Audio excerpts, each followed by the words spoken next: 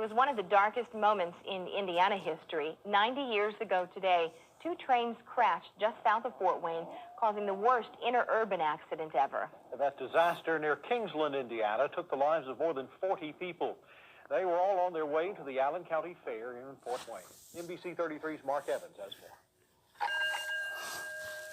For the first half of the 20th century, many commuters depended on streetcars and interurban railways to reach their destination. Streetcars, also known as trolleys, were designed for inter-city use. The larger and faster interurbans provided transportation from town to town and were known to exceed speeds of 80 miles an hour. This is actual film footage taken from aboard an interurban in Fort Wayne on its way to Bluffton in 1940, toward the end of the interurban era. But 30 years earlier, during the heyday of the electric railway, tragedy met head-on for two interurbans, one of which was empty. The other was at full capacity. Both interurbans, reaching speeds between 45 and 60 miles an hour, created a crash that was heard up to 3 miles away. 41 passengers lost their lives just after 12 noon, September 21st, 1910. Historian Charles Willer escorted me to the accident site, just 18 miles south of Fort Wayne.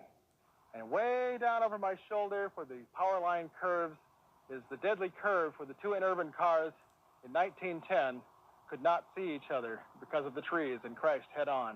And almost everyone died in the northbound car. There were so many people who wanted to go to the fair in Fort Wayne, there was another car northbound following, just a little ways behind. And even though the conductor on the northbound car was injured, he was able to go back down the track and stop the other car from crashing into the wreck that was already there on the curve. But the motorman of the northbound car jumped at the last second, was found unconscious by a farmer's wife the next morning.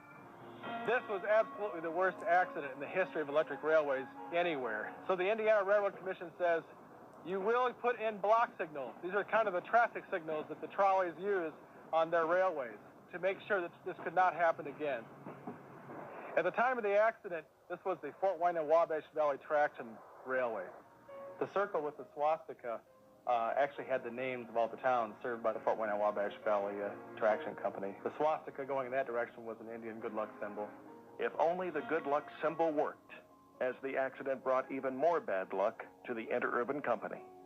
The damage claims from the deaths were so high it bankrupted the company, and it was reorganized as the Fort Wayne and Northern Indiana Traction Company. So basically, it put that corporation out of business. Even though the tracks have disappeared, the power lines remain, reminding us of history's worst interurban accident 90 years ago. I'm Mark Evans.